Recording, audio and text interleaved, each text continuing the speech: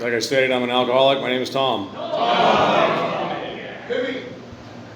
Miles, Jesse, Tony, George, welcome.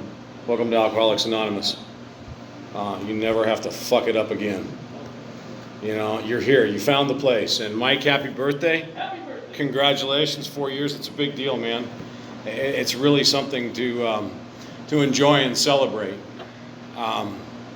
Big Book of Alcoholics Anonymous tells me I'm supposed to share my experience, strength, and hope. In other words, what it was like, what happened, and what it's like now. Is there anybody in this room have any question whether or not I'm an alcoholic? One. Okay, so now I got to qualify. Jesus, there's always one in the crowd. And it's one of the ones that you know the best. I drank alcoholically from 1976 until 2000. I missed a couple political terms. I missed the bicentennial. I missed all kinds of shit that was going on in between then. I drank like a fish. Shit was really fun for a long time, then it wasn't.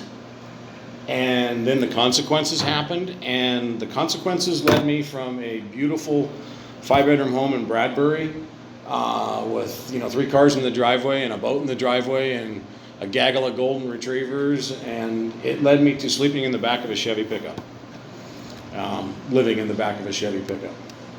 And it was 21 years ago. 21 years ago, I was driving around at Cheney Trail, Chantry Flats, Arcadia County Park, any place I could pull over, pull the keys out of the ignition, and start drinking. And I was living in the back of my truck. I was fucking homeless. But what I was saying to myself at the time when all that was going on was, I just got to figure a few things out. I just haven't nailed it down yet. I'm not homeless. I'm urban camping. I'm wandering around the San Gabriel Valley. I'm not going to jail. But it was miserable. It was absolutely miserable. It's not the way it always was, but that's where alcohol took me. I could go into the whole story of what it was like. Who needs that kind of fucking misery, though? I already lived that misery. I don't want to share that misery with you guys. What it's like now is what I'm interested in. What happened? I went to rehab. I went to rehab. I walked into a treatment center. I fought my way to get into a treatment center. I was supposed to be there 28 days. I stayed 29, and then I hung around the picnic area for another 20 because I was afraid to go and do anything. I jumped into the program of Alcoholics Anonymous full feet, right into the deep end. When I got into this program, I didn't have a fucking thing going on. There was absolutely zero going on. And as I shared in the other night, I walked into treatment with a day planner that had nothing in it. And it's exactly the way life was. I still thought I was something because I was carrying around a goddamn day planner. But it was empty. Life had gotten to the point where there was absolutely nothing going on. And what happened was when I got into the treatment program and the program of recovery, I found out that all of those things that kept me separate from all of you for so long was no longer true. I was sitting in a treatment center in a facility in a back little patio area, with like 9 packs of cigarettes stacked up and everybody chain smoking and drinking coffee until 3 o'clock in the morning, swapping horror stories and playing this game of bottom this, just how bad was it? Oh my God, you wouldn't believe what happened to me. And what I realized when I was in there was that here's that commonality that we all share. We're all alcoholics. And that's pretty much when that first step, the first word in the first step came true. I realized that we, as a group, could stay sober together. I couldn't do it on my own. I don't know about any of you, but I was having a very difficult time for about 26 years one night trying to stay sober. I just couldn't do it. I mean, it had gotten me to the point where I was drinking 2 of those 1.75 liter bottles of vodka a day. That was Tuesday. That wasn't Cinco de Mayo or Super Bowl Sunday. That was just maintenance shit. And it wasn't pretty. But when I got into the program of Alcoholics Anonymous and I realized that we could all surround ourselves with each other and do it together, that's when this whole thing started to work for me and started clicking for me. I got the direction to read the big book of Alcoholics Anonymous, and I read the big book of Alcoholics Anonymous. I got the direction to read the 12 and 12, and study the 12 and 12. And I heard from a guy a long time ago that the big book of Alcoholics Anonymous is not a friggin' novel. It's a textbook. Treat it like a textbook. And I read that book and I treated it like a textbook. There's something in there for me to learn. Remember, I walked in with nothing in the day planner. So my plans weren't working. I'd gone from Bradbury to Santa Anita Park and Chantry Flat. And it just wasn't fun. But when I got to that we part of this thing, the fellowship, the unity, the service, the recovery that goes down, it all started making sense. I'm going to try something. Can I ask everybody with 35 to 40 years to stand up in the room? 35 to 40 years of sobriety. Everybody with 30 to 35 years of sobriety, stand up in the room. Everybody with 25 to 30 years, stand up. Everybody with 20 to 25 years, stand up. Everybody with 15 to 20. Everybody with 10 to 15. Everybody with 5 to 10. Look at the we. Look at the we. Everybody with 4 years, stand up. Everybody with 3. With 2. With 1 year. 9 months. 8. 7. 6. 5. 4. 3. 2 months. Everybody with 30 days of sobriety? Now everybody sit down. Everybody with less than 30 days, stand up. Fuck yeah. Welcome. Welcome to Alcoholics Anonymous. That's what it is, man. That's the way this shit works for me. Is when I look around this room, there was like nobody, one guy that stood up by himself. Everybody else had somebody else in the room that they could relate with. That we part of the program was in this room. And that's why over the last 4 or 5 years, this meeting has become so important and so special, is because this meeting has turned in from just a Wednesday night men's stag meeting that's a topic discussion meeting into a home group. It's a home group meeting. And a home group meeting is one of those meetings where we get to know each other, where we have a commonality between, friends and everything. We do shit outside of these meetings. We come to these meetings once in a week to get together and to get some experience, strength, and hope from some schmuck that sits up here in front of you guys and tries to pull something off like a sobriety countdown.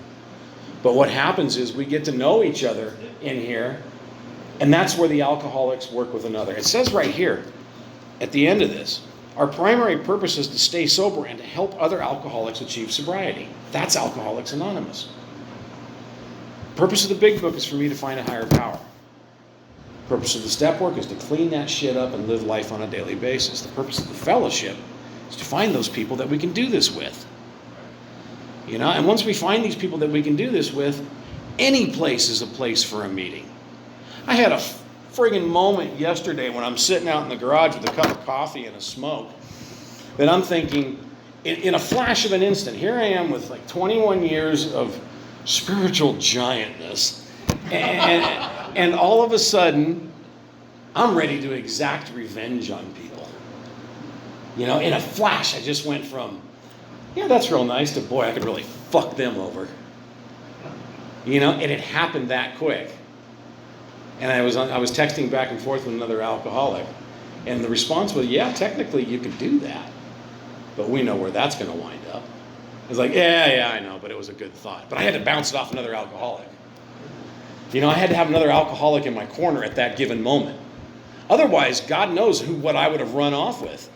I mean, the revenge may have gone massive and huge, and then I'd be making 10 steps and cleaning shit up, and, there's all that misery. I mean, but my head still goes there. I'm still an alcoholic. And that's why the fellowship of Alcoholics Anonymous is so important to me. I don't know if it is to you guys. I know that to me it's very, very important. And that's why this group has become a home group. 10 years ago, this used to be the meeting that you came to and fucked off. Literally was. It was the one where it was crosstalk, it was laughing, and this and that, and it was bitching about your golf game and how you got thrown out of the bank and all that misery. You know? And there's a couple guys remember that. Sicker than most. Yeah, but there's been a very specific intent in this meeting to make sure that this meeting sticks to the program of Alcoholics Anonymous and that we stay in the solution to our alcoholism and not just in the bar chatter. The bar chatter is still out there. You can go get a bar chatter. If you want to sit around at a Dodger game, you can get bar chatter. But this is a meeting of Alcoholics Anonymous. We talk about the big book. We talk about the 12 and 12. We talk about our higher power. We talk about helping another alcoholic. We talk about being of service to achieve sobriety, to help another alcoholic along the way. You know, and I can tell you, in my time in Alcoholics Anonymous, I've lived an amazing life. I mean, an amazing life, and done a lot of cool shit. But by far, the best thing that I've been able to accomplish in this program is I got to meet God. Not your God, not your God, my God. The God of my understanding. And as long as I've met that God of my own understanding, the Big Book of Alcoholics Anonymous has achieved its goal with me. Now it's my turn to spread it around and to share it with another. May not be what you believe or how you feel, but that's my primary purpose. My primary purpose is to help another alcoholic. I've made some of the greatest friends in my life. All those people that I wanted to be friends with for the 37 years prior to getting sober, found them here and they're all sober. Haven't shared a beer with a single one of them. Haven't had to beat another one up for the last sip of that bottle of Gentleman Jack. Thought about it, yeah. Haven't had to lay hands on another man in Alcoholics Anonymous.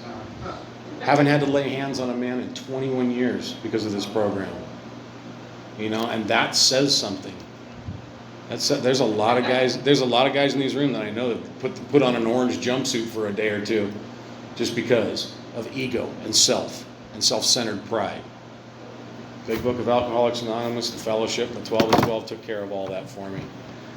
You know, and it's just, it's so much more than, for me, than just doing steps. That's part of it. It's so much more than just reading the book. That's part of it. It's so much more than just fellowshipping, and that's all part of it. But until you combine all of those pieces together, not does the real peace and serenity show up. I mean, there's guys in this room that have seen me through 3 or 4 girlfriends, I don't know how many, and then, you know, a couple really bad mistakes, and I've been to a couple of their weddings, and, you know, I mean, I've seen them pull them out of rehab to marry them, you know, whatever it may be. Don't get embarrassed. But that's what we get to do around here, man. We get to love. We get to laugh. We get to live with each other. And shit, I got to run Steve over 3 times with a race car. You know how much fun that was? He wouldn't get out of the way. That's the shit we get to do. We get to live, man. Alcoholics Anonymous has given us a life back. It gave me a life that I never had. It didn't give me one back. It gave me one that I never had, and I'm so grateful for it. Part of the process of getting all of that and getting to introduce myself to my God and have my God introduce himself to me is doing the steps. You know, and when we have to clean up after our messes that we've created, for me it was about 26 years of messes. Part of the cleanup process is going to be the topic tonight. And that's going to be the 8th step. We're in the 8th month. It's time we work on the 8th step of Alcoholics Anonymous, or at least discuss it. If you haven't completed the 8th step or are in the process of the 8th step and don't know what it is going on, listen, share what you feel. But Alcoholics Anonymous is here to share with each other so that we can all be better people. You know, I know it's worked for me. I'm so grateful for it. It's worked for me like it hasn't worked, like nothing else has worked in my life. I've got some of the best friends that I've ever had. I've lived some of the coolest experience I've ever had. I get to sit up here in front of a bunch of alcoholics and be of service one more time. You know, through that service comes the stuff that I really enjoy, and that's the peace and serenity. The angst is gone. The head still talks. I still want to exact revenge. You know, whether it's 4 or 5 years later. You know, I still have those thoughts, but I've got other people that I can bounce it off of. All of it combined together is what's important for me in this program of Alcoholics Anonymous. And I just hope that I can share it with you and you can share your sobriety with me. Thanks for letting me share.